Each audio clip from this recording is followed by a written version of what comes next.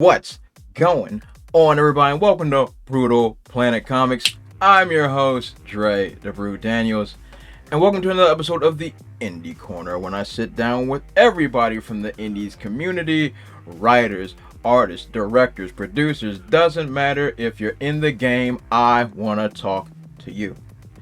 So today we got ourselves a guest that's coming all the way from California. He is the author, writer, producer, everything, the whole 9 yards for a comic called The Last Messiah. Definitely an interesting title. So can't wait to jump into it with him. So give it up, not to be confused for his cousin Johnny, Rob Bravo. Hello. What is going on, my friend? How are you doing today? Very good. Hello, everybody. Thank you very much for having me here today. Oh, I'm glad that you were able to make the time. I know it's early over there for you. I know it's early. Yeah, I'm awake already. Thank you. Had your coffee already? Yes, sir. Well, cool beans. So first, just talk about yourself, who you are, where you come from, the whole 9 yards. Just let everybody get to know you. Sure. Well,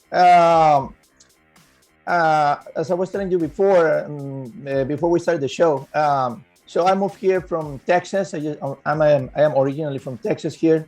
One of the reasons why that I moved here, it was precisely because since I do also concept art and storyboards and all that, it was easier to get those kind of gigs here in California than in Texas. Also, I already had the idea of making my own comic books and all that. So that was also in some way easier to do it here than in Texas. Well, at that time it was not that easy. Now, of course, it is easier. Nowadays, it's easier to do all that from anywhere. Absolutely. So, but when I moved here, the idea was to do that here directly in California. That's practically what I have been doing since I got here to California. I mean, I have been working, doing storyboards for some small producers, students, people that are making like a low budget movies, things like that. Oh wow! So that's what I have been doing, and of course I have been doing my the comic book thing. So and now I have some clients that they ask me for like a private commissions, like they want a drawing for themselves, like a posing, like a character, like a comic book character or something like that. So okay. That's what I'm doing too, besides the comic book. Wow, that's really, really cool. I like it. I like all that. So you're originally from Texas. So you moved over to California because it'll be better for businesses. That makes sense to me. So what challenges did you run into while you were in Texas when you were trying to, do your production? Well, when I was in Texas at first, I was writing at that time. I was already writing the comic book, and I still didn't have like a clear idea about what I wanted practically.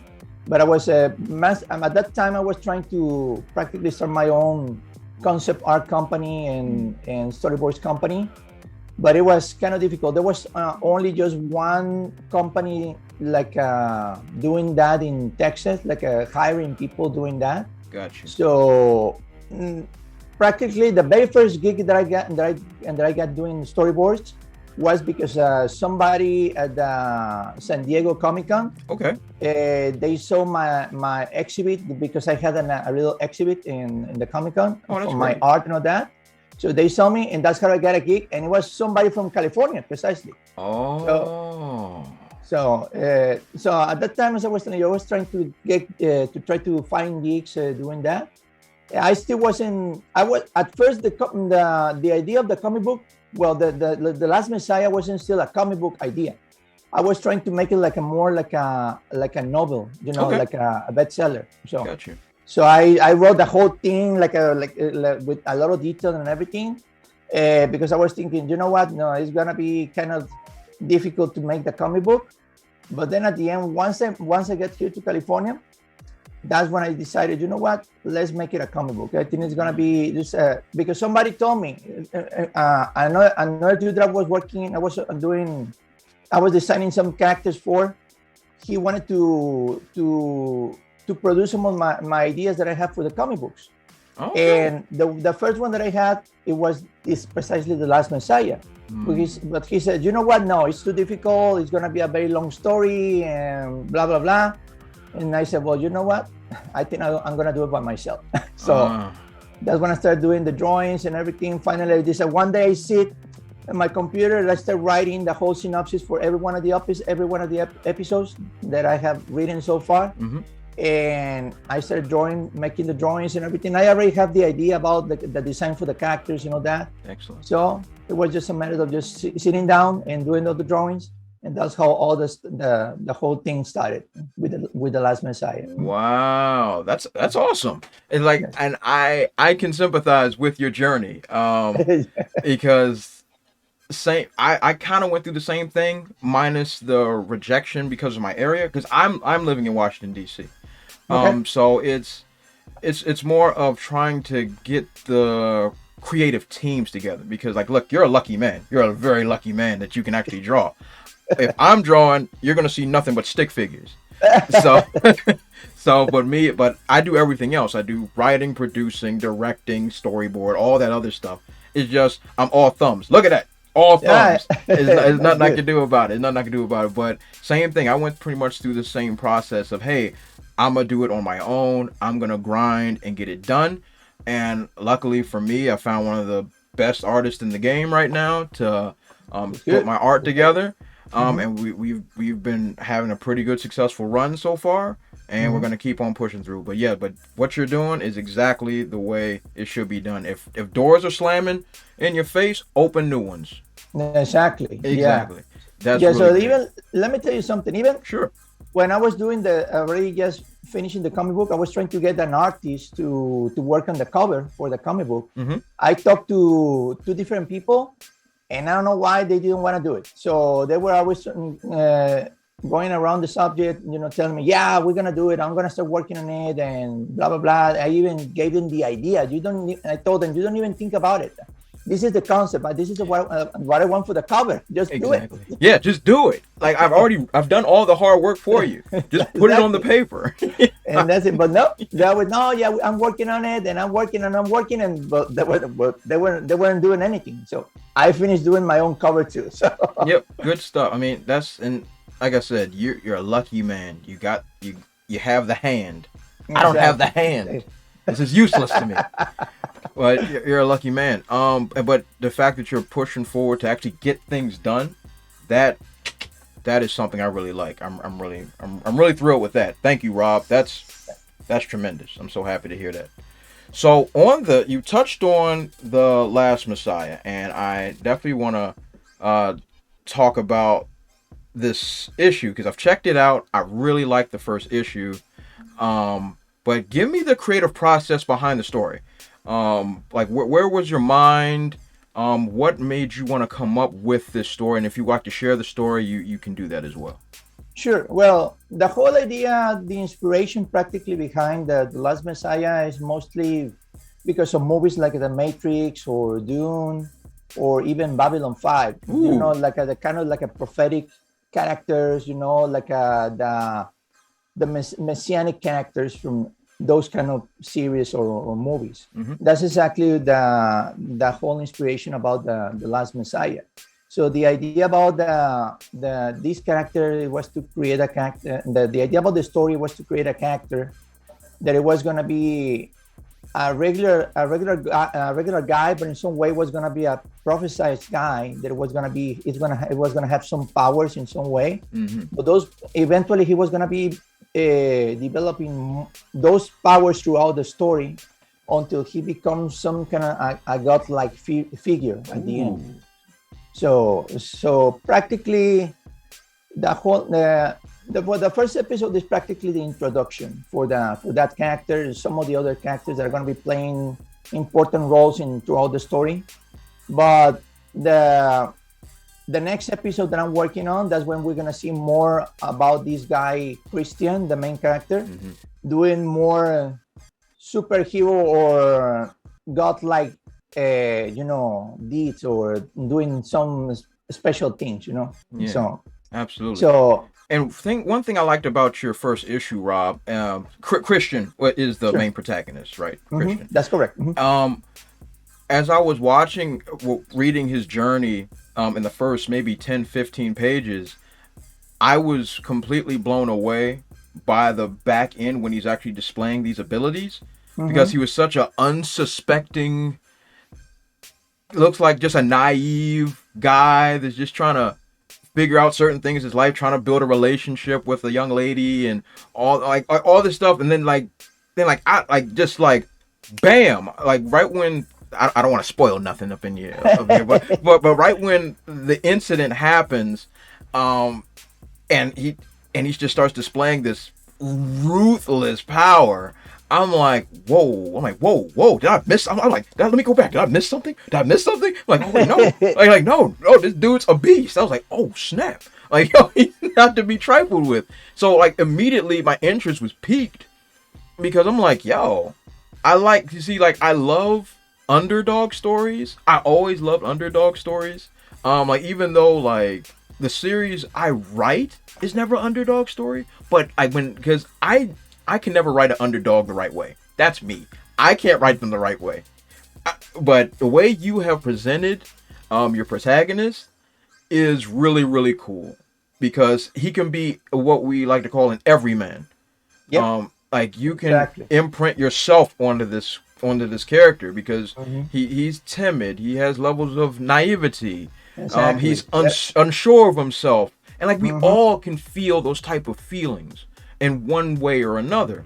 So right when you see him going on this journey, it's like, oh snap, going from rags to riches in a way. You know, it's really cool, and I like the way that you have presented it.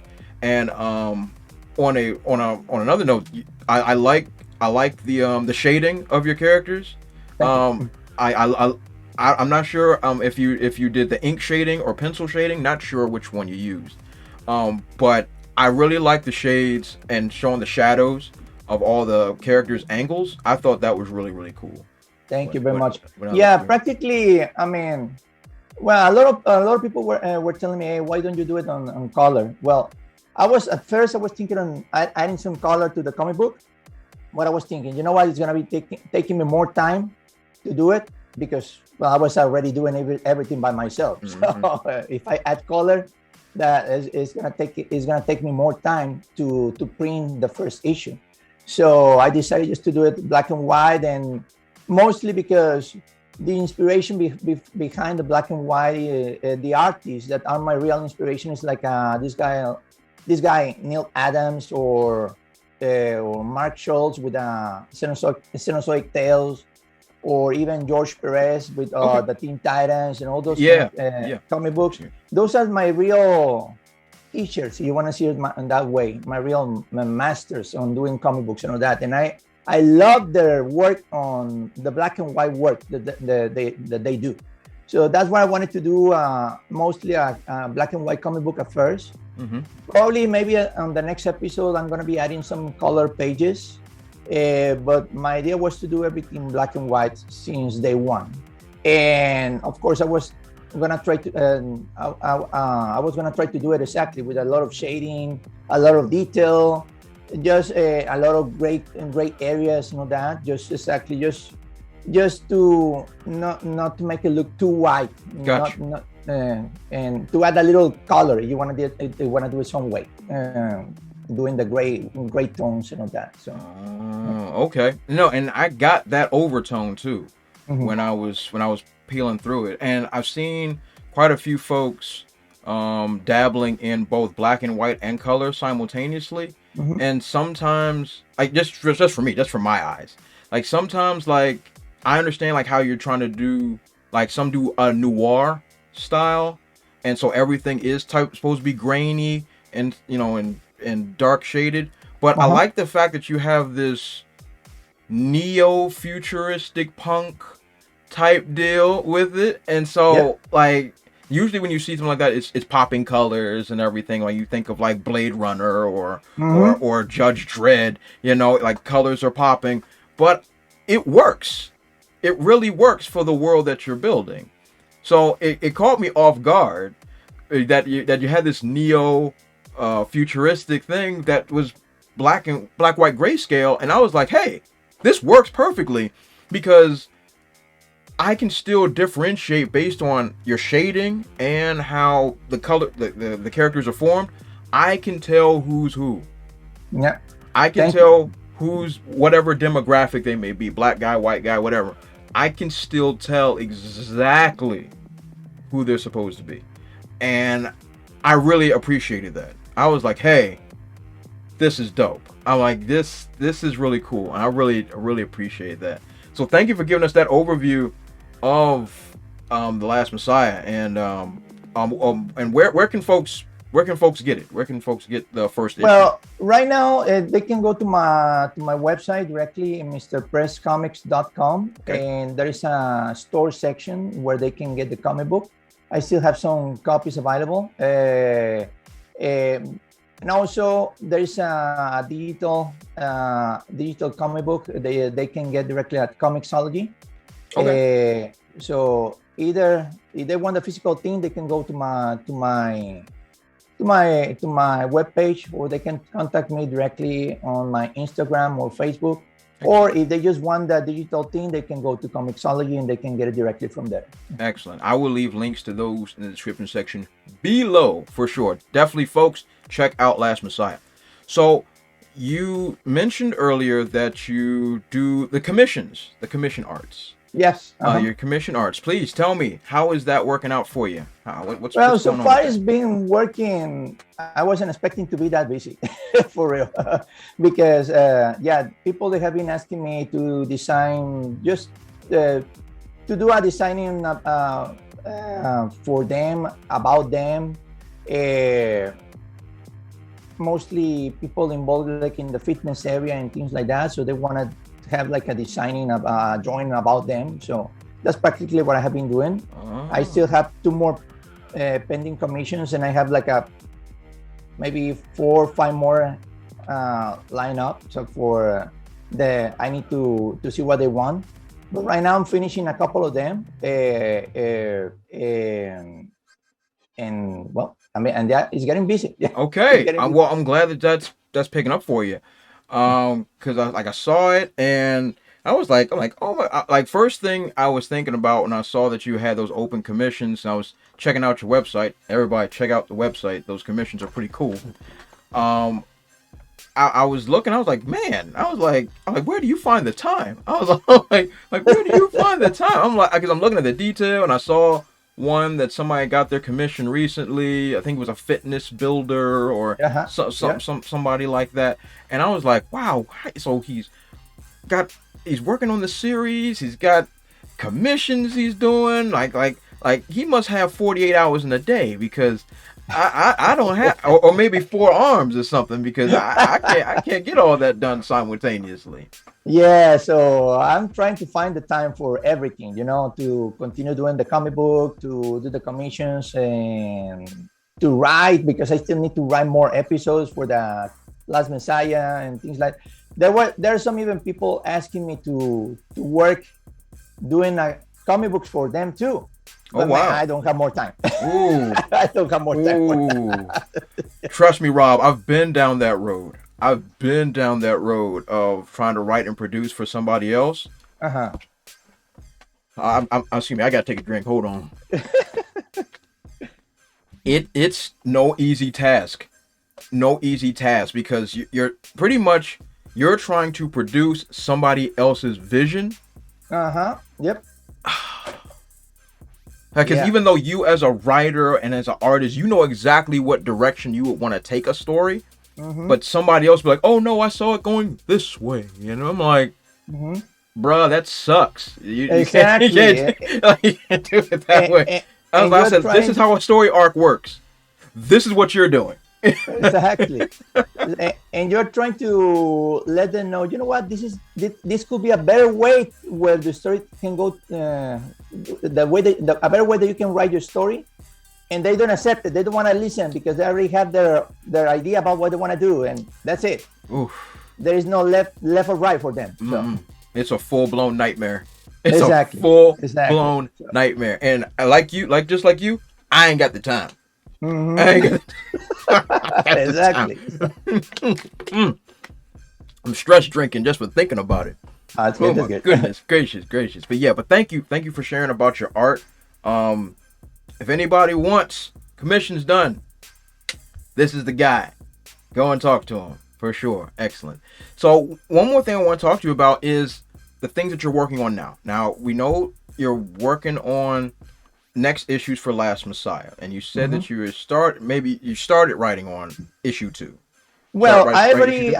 I'm already halfway of it already. So Oh, I finished already 14 pages of the episode 2, okay. because this is gonna be a longer episode. It's gonna be probably maybe 30, 32, 34 pages issue, Ooh, that's a because thick paperback you making, brother. That thing, thick it's gonna be paperback. it's gonna be a thick one, yeah.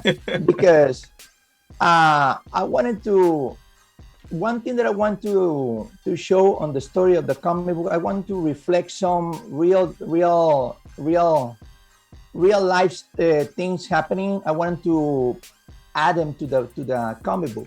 Like on this next issue, in some way, are gonna be showing a little about the peaceful protesting for Black Lives Matter and Okay. things like that. So I'm gonna Okay. kind of like introduce that in the comic book, All right. and that's gonna be giving the character the opportunity to do some heroic things, you know. So Oh. that's why this story is gonna be a little longer. Mm. And in fact, this chapter is going to be split in 2 parts, part 1 and part 2. The issue number 2 is going to be part 1 of this next chapter, and the issue number 3 is going to be the part 2 for this chapter 2. Gotcha. The chapter and the part 1, I'm sorry, is going to be practically exactly where he's going to get introduced to that situation where he's going to be in the middle, involved involuntarily in the middle of this protesting, and he's going to be in some way saving the day. Gotcha. Not like he's going to be saving everybody, rescuing the day. No. But he's going to be showing what he can do in some way. But then the part 2 is where the part 2 of this chapter is when he's going to be running away, because not everybody, I mean, people like him, people with those kind of powers, they're not really accepted. That's exactly what the protesting on that is going to be happening. It says that people like him, they're not accepted. In fact, they're kind of like persecuted. They get into kind of like concentration camps and things like that. So just for the sake of an example, just for my brain, so kind of like how the mutants work in XMen. Kind of to that nature, like just like their mistreatment, how the government is against them, and how people discriminate against mutants and things like that. So kind of in that ilk, kind of like in that flavoring. Exactly. So practically, I mean, it's gonna be the same idea about like, okay, you are different, you're gonna be discriminated, or you're gonna be rejected. That's why this guy, as you were saying, is just kind of keep it on the down low. You know, I don't want my business to be exposed. So that's why he's keeping it that way, because he knows what could happen if everybody knows what he can do. Yeah. So especially because, as I was telling you, there is a prophecy that he's going to be becoming like the savior of the world in some way, but savior for who? There are going to be different people, like they're going to be trying to use him to save society and to reshape society according to their image using him. Or there's going to be these other people, like they have some kind of abilities or enhanced abilities that they want him to free them for the oppression from society, or some other like a religious group that is going to be also taking a very good this is going to be playing a very big part in the story, that they want to use him to change society to their own image. So there's going to be a lot of people trying to use him to save them according to the way that they're thinking. So that's going to be good. That's going to be good. I'm looking forward to that.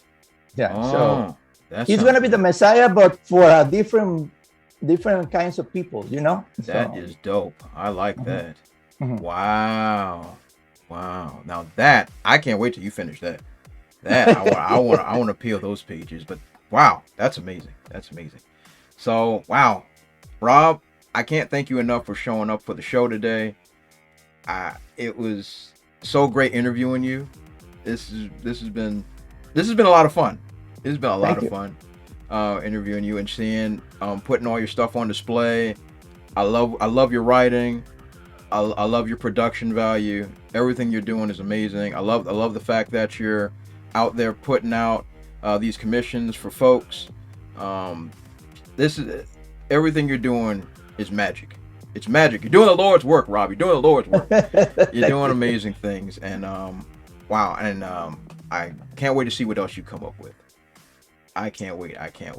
So everybody out there that's checking this out, I'm going to leave all the links to Rob's work in the description section below. Follow him on all his social medias. Check out his work at Mr. Prez Comics Art and all that great stuff. He does amazing things. Rob, is there anything else you'd like to say to our good people? Well, that's just try to get the first issue before the issue number 2 comes out. Definitely, I'll keep you posted once the number 2 is out or is ready to come out. I'll let you know so you can get it or so you can tell people about it. But yeah, you all can expect better things on the next episodes about this character. Yeah. Nice. So you heard it from Rob Bravo first. Not Johnny Bravo. Rob Bravo first. That's me. Yeah. So anyway, once again, I want to thank Rob Bravo for being on the show today. I am Dre the Brute Daniels. Follow me on all my social medias down there below. And I will catch you all next time.